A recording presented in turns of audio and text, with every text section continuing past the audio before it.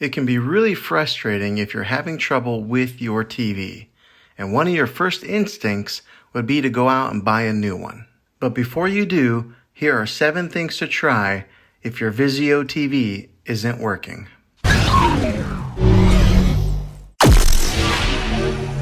The first one is to trace the cable and make sure that your TV is actually plugged in. The second one, it might be an obvious one, but that's to make sure that the TV is turned on.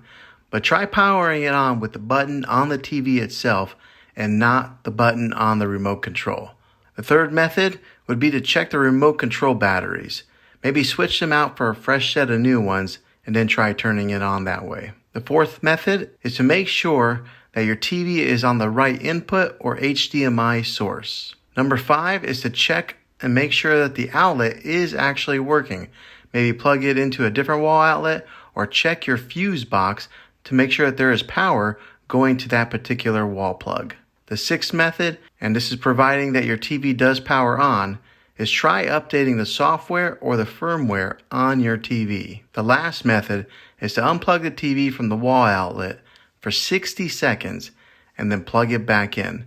Now make sure you be patient here and wait the whole 60 seconds.